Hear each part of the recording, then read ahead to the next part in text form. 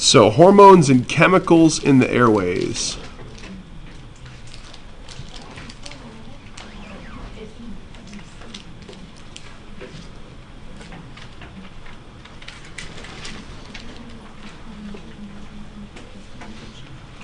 Okay.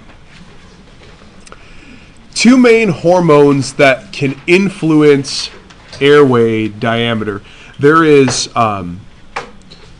when we get past the bronchi down in the bronchioles, they no longer have that cartilaginous material surrounding or inside of them.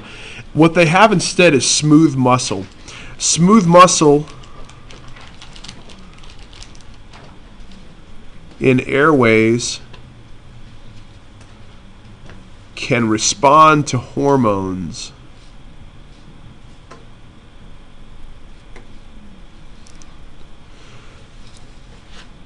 Two main hormones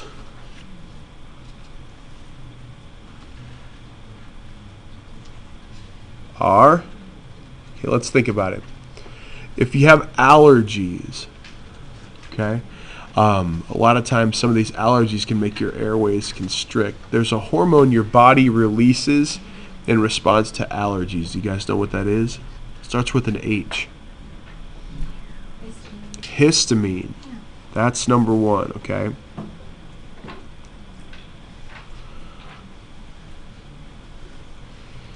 Histamine is released during allergic reaction.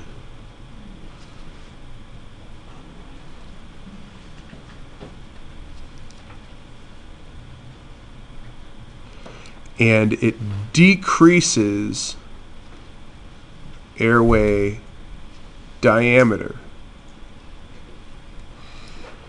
Its job, ideally, is this. When histamine is released, it's because your body thinks that there's something in the air that we shouldn't be getting a whole lot of. So its response is to take these airway diameters and contract the muscle and squeeze them just slightly. However, in the response of anaphylaxis, where too much of this is released, like when people are allergic to peanuts or bee stings, and what happens then is it not only decreases the airway diameter, it almost completely pinches off the airways. That's why they say the throat closes shut, in certain allergic reactions, because the airways get shrunk down by histamine. Okay. Now this happens. This happens in a wide range. In some instances, it's just very small amounts, and in other instances, it's a huge amount that this contraction happens. But now, on small scale, let's say you're allergic to ragweed pollen, like I am, and then this time of year really makes you sneeze a whole lot. We can take a drug that counteracts these. What are those called? Antihistamines. Benadryl, which is diphenhydramine, is an antihistamine. There's a number of other different antihistamines that counteract the action of this in your body, basically with the hopes that it would decrease your body's reaction to it. Now, if somebody was in anaphylaxis, where their body was overreacting to histamine, what could you give them to? Yes, and that's the other drug, okay? Epinephrine. Now, this is not the first time we've talked about epinephrine, because epinephrine is also a neurotransmitter, as we studied in our neural unit. Epinephrine is released during a fight or flight response. What was the real name for that? Starts with an S. Somebody said it? Sympathetic response is also the ingredient of an EpiPen. It works to do what to airways? Yes. What's the word for that? If we take a round structure and we make it wider, like your pupil, what would that? Dilate. It works to dilate airways. And I said on this last one, decrease airway diameter. What's the opposite of dilate? Constrict. Yes, you're right. Constrict. Okay. So those are the two hormones and what they do. Okay. Now, I want to jump ahead then to this next 5-pointer, the role of surfactant. Okay. One of the major issues with babies that are born a little bit too soon, okay, even just a couple of weeks, a lot of times they say, well, their lungs are the last thing to develop. Well, their lungs are pretty well developed, but the problem is you don't start making this until very, very, very late term in your gestation. Like as a baby won't start making this until right before they're born. Surfactant. Surfactant is a soap-like substance secreted by septal cells. That's a tongue twister. In the alveolus that decreases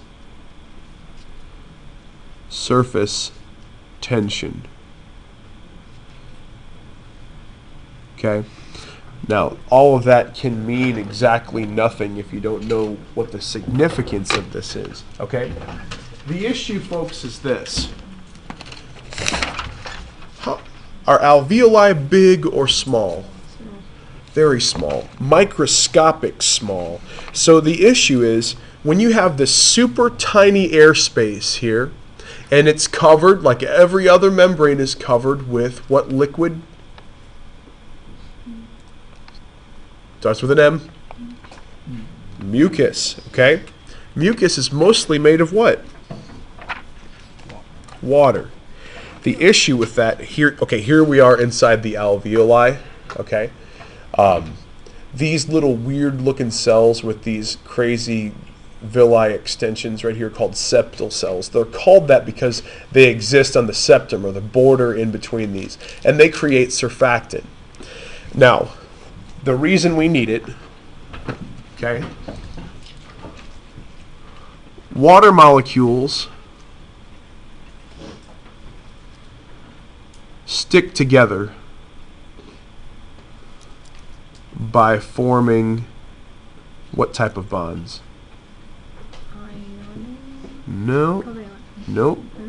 Hydrogen. There we go. Okay.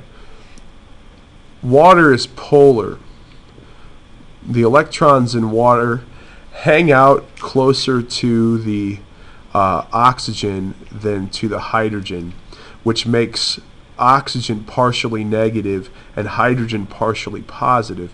The result thereof is that these opposite charges, these positive hydrogens, these negative oxygens, will attract and form these hydrogen bonds in between them, represented by a dotted line. Okay. This is the reason that you can water ski. This is the reason that some insects can stand on top of water, is because of these bonds that form in between these water molecules. Surfactant works by getting between water molecules and preventing hydrogen bonds from forming. Okay, that's the job of surfactant. Now you think, why in the world is that so important? Here's why. The alveolus is so small that if the water molecules that line its surface stick together, it can crush the alveolus to a lot smaller size, because These things are microscopic in size, and water is attracted to each other so much that it will draw that alveolus in on itself. Okay? This illustration I was trying to do earlier is that the paper clips sink. They naturally sink because metal or steel is much more dense than water. Okay? But, oh boy, it's going to still stick there. Come on, get off of there. Come on, let go of the magnet. I can't get it to let go. For those of you watching at home, I'm sorry for this next half an hour where I'm going to try to float one of these paper clips and not get it to stick. Here's a pair of scissors. That might be a better way to go. Do do do do do do do do do do. Dang it. All right. Can you just use your finger? I probably should try that.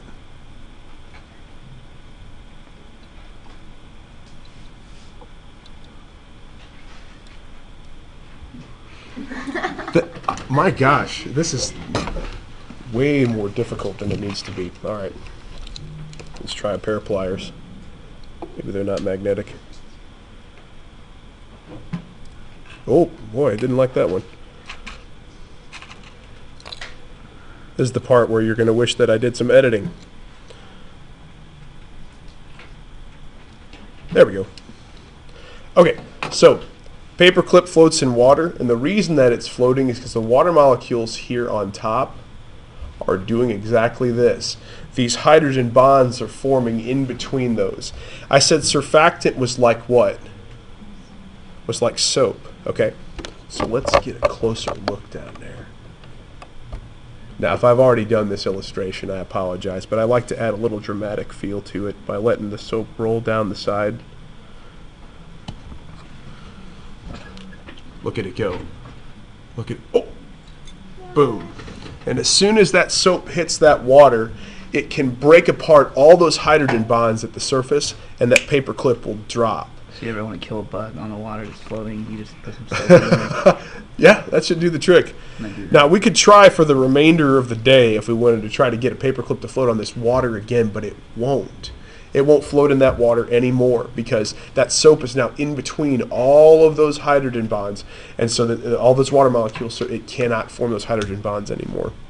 So that's the role of surfactant. So if we can get between the water molecules, it can keep the alveolus from crushing in on itself and keep it open like that.